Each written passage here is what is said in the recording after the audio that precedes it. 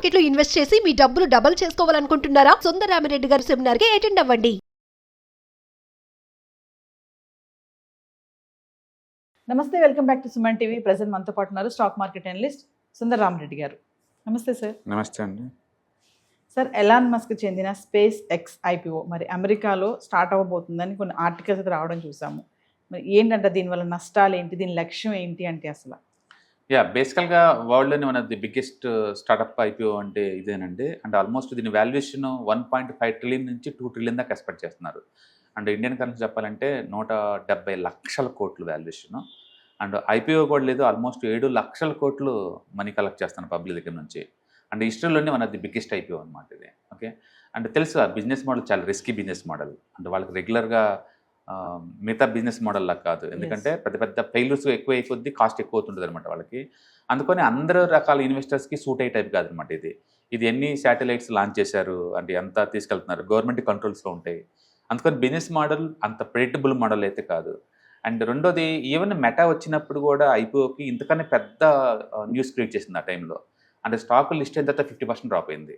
అంటే ప్రపంచవ్యాప్తంగా biggest IPOs అన్ని అటర్ ఫ్లాప్లే, ఏం చూసుకున్నా సరే సక్సెస్ రేట్ చాలా తక్కువ ఉంటుంది. ఈవెన్ ఇండియాలో కూడా మీరు చూసుకుంటే ఎల్ఐసి వచ్చింది, కొలాప్స్ అయిపోయింది. ఆర్ పవర్ కొలాప్స్ అయిపోయింది. ప్రతి బిగ్గెస్ట్ ఐపీఓస్ అన్ని కొలాప్స్ అయ్యాయి, ఎందుకంటే లిక్విడిటీ మొత్తం గుంజిపడేస్తుంది మార్కెట్లోంచి. ఇప్పుడు ఇది ఉందనుకోండి స్పేసెస్, అది వస్తుంది కాబట్టి ఐపీఓకి మార్కెట్ నాస్డాక్ అంతా గత 1 వీక్ నుంచి అటు ఇటు ఊగుతూ ఉంది, -3 +1 ఇట్లా.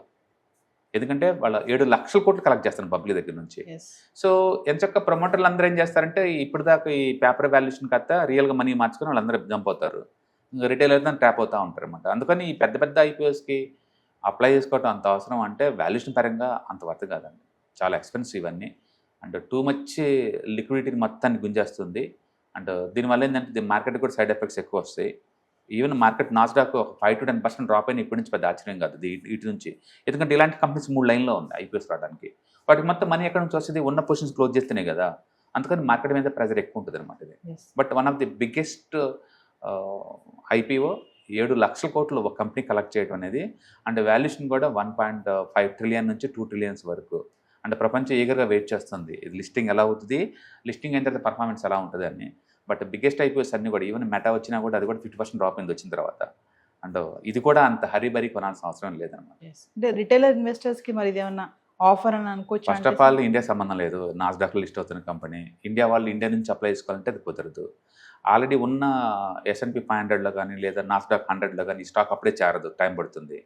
అండ్ డైరెక్ట్గా ఐపీఓకి అప్లై చేసుకుందాం అనుకుంటే లేదు, నీకు ఇంటర్నేషనల్ ట్రేడింగ్ అకౌంట్ అనుకుంటే మీరు అప్లై చేసుకోవచ్చు.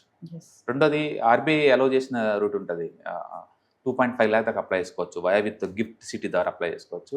ఆ రూట్లో కావాలని అప్లై చేసుకోవచ్చు. బట్ ఈ వాల్యుయేషన్ దగ్గర అంత వర్త్ అయితే బిజినెస్ మోడల్ కావు. గతంలో కూడా ఎలాన్ మస్క్ అన్నారు కదా సార్, ఐపీఓ చేసే ప్లాన్ లేదు నాకు ఇది అని చెప్పేసి.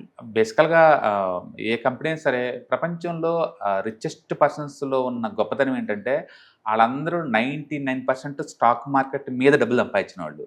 ఎగ్జాంప్షన్ ఎవరంటే ఎలాన్ మస్క్. స్టాక్ మార్కెట్లో ఒక స్టాక్ ఇంతవరకు కొనలేదు, ఆయన స్టాక్ మార్కెట్ స్టాక్స్ని అమ్ముతాడు, కంపెనీలని స్టాక్ మార్కెట్లో అమ్మేసి డబ్బులు సంపాదిస్తున్నాడు. ఆయన ఒక్కడే ఎగ్జాంప్షన్. వారన్ బఫెట్ ఉన్నాడు అనుకోండి, మార్కెట్ మీద మనీ మేక్ చేసి రిచ్ అయ్యాడు ఆయన.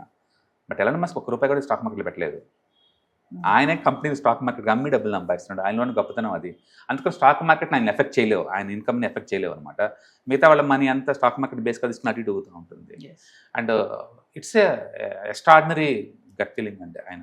అండ్ అఫ్కోర్స్ ఆయన దక్షిణాఫ్రికాలో ఉన్న రోజుల్లో స్ట్రీట్ ఫైటర్కి అటు ఇటు తిరిగినప్పుడు ఆ ఉన్న గట్ ఫీలింగ్ తోటే ఏమో తెలియదు కానీ చాలా పెద్దది. ఎందుకంటే ఓన్ డబ్బు ఆల్మోస్ట్ 2,000 కోట్లు అప్పట్లో ఈ కంపెనీ ఉండేది పేపాల్. అంటే పేపాల్ని వేరే వాళ్ళకి అమ్మేస్తే వచ్చిన డబ్బు అనమాట 2,000 కోట్లు. ఆ డబ్బులతోటి స్పేస్ ఎక్స్ని బిగిన్ చేశాడు. And first rocket utter flop, రెండో ర్యాకెట్ అటర్ ఫ్లాప్, మూడోది కూడా అటర్ ఫ్లాప్. డబ్బులు మొత్తం వేస్ట్ అయిపోయినాయి. లాస్ట్కి ఏంటంటే శాటిలైట్ పంపిద్దామని చెప్పేసి వాళ్ళ దగ్గర ఉన్న డబ్బు అనమాట, ఆ డబ్బుని పెట్టేసుకొని దాన్ని హిట్ చేశాడు. శాటిలైట్స్ ఎప్పుడు 1 వే రూట్లే, మళ్ళీ తిరిగి బ్యాక్ రావన్నమాట లాంచర్స్ ఏమైనా సరే. బట్ అలా కాదు, తిరిగి రీయూజబుల్ వాటిని స్పేస్ని ఫైండ్ అవుట్ చేయాలని చెప్పేసి అట్లా సక్సెస్ అయ్యాడు. అందుకని ఎంత మొండో అంత హార్డ్ వర్కరు, అంత ఇంటెలిజెంట్ అనమాట, చాలా క్రేజీ ఐడియాస్. కాబట్టి మేబీ వర్త్ క్రియేట్ చేస్తాము. బట్ అది చిన్న చిన్న కంపెనీలకు కాదు. టెస్లా అంటే జనాలు 10 మంది పనికొచ్చేవి. ఇవేంటంటే ఓన్లీ మిలిటరీ అండ్ పర్టికులర్ సెగ్మెంట్స్కి పనికొచ్చాయి అనమాట. So high cost business model. And flop అనేది అయితే చాలా రిస్కీ జనరల్ పబ్లిక్కి.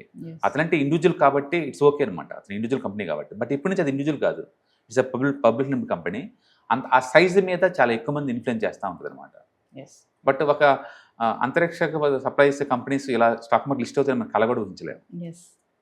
మనం ఇప్పుడు మరి స్పేస్ ఎక్స్ ఐపీఓలో మనం కూడా డబ్బులు పెట్టొచ్చా అని సందేహాలు చాలా మందికి ఉన్నాయి. నో, ఇండియన్స్ పెట్టలేరు ఇంటర్నేషనల్ ట్రేడింగ్ అకౌంట్ ఉంటే తప్ప. మీరు ఆల్రెడీ యాపిల్, గూగుల్ ఇలాంటి స్టాక్స్ మీ దగ్గర ఉన్నాయి అనుకోండి, మీకు ఎలిజిబిలిటీ ఉన్నట్లు లెక్క అనమాట.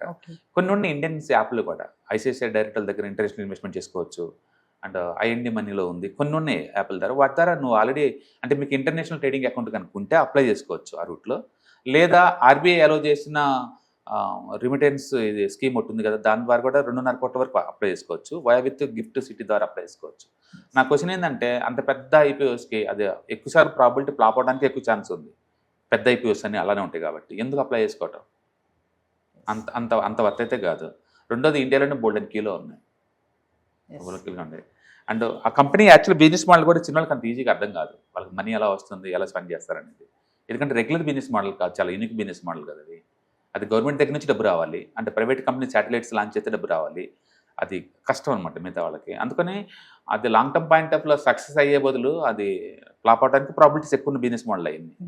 బట్ దాన్ని ఇన్స్పిరేషన్ తీసుకుని చాలా కంపెనీస్ వచ్చినాయి. ఈవెన్ హైదరాబాద్లో కూడా 10-15 స్టార్ట్అప్ కంపెనీస్ ఉన్నాయి లాంచ్ చేసేవి. అంటే బహుశా ఇండియాలో కూడా ఇస్రోకి ఆపోజిట్లో ఇస్రో లాగానే బిజినెస్ మోడల్ చాలా ప్రైవేట్ రావచ్చు. ఈ మధ్య గవర్నమెంట్ వాళ్ళు కూడా లేదు, మన ఇండియాలో ప్రైవేట్ మిలిటరీ వాటిని కూడా ప్రైవేటైజేషన్కి ఎక్కువ స్కోప్ ఇస్తున్నారు. అందుకని ముందు రోజుల్లో ఈవెన్ హెచ్ఏఎల్ కానీ, బిఈఎల్ కానీ, మోనోపల్, నో మోర్ మోనోపల్ అనమాట. అట్లానే వేరే కంపెనీ, ప్రైవేట్ కంపెనీస్ కూడా ఎయిర్ క్రాఫ్ట్స్ అయితే ఆరేసుకోవచ్చు అనమాట. కాబట్టి పోటీ ఎక్కువ చూపిస్తుంది ఆ ఏరియాలో. బట్ ఏదైనా సరే గవర్నమెంట్ డామినేట్ ఉన్న ఇండస్ట్రీలోకి ఒక కంపెనీ రావటం, సక్సెస్ అవ్వటం, అండ్ ఇవాళ ఐపీఓలో రావటం చాలా పెద్ద గొప్ప విషయం. దాన్ని మనం ఎలాన్ మస్క్ని అభినందించాల్సింది. Thank you. Hi, one day classroom ఎన్విరాన్మెంట్లో ఆఫ్లైన్ వెబినార్ జరగబోతుంది.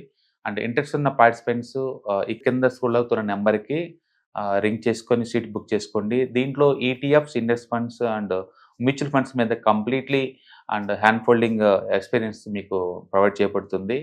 దీని ద్వారా ఏంటంటే మనం ఎసెట్స్ని స్టాక్ మార్కెట్లో ఎలా మేనేజ్ చేసుకోవాలి, ఎలా గ్రో చేసుకోవాలి, ఎలా ప్రొడక్ట్ చేసుకోవాలో అంటే ప్రాక్టికల్గా నేర్చుకుంటారు. కాబట్టి ఇంట్రెస్ట్ ఉన్న పార్టిసిపెంట్స్ కింద స్క్రోల్ అవుతున్న నెంబర్కి పింగ్ చేసి సీటు రిజర్వ్ చేసుకోండి. Thank you.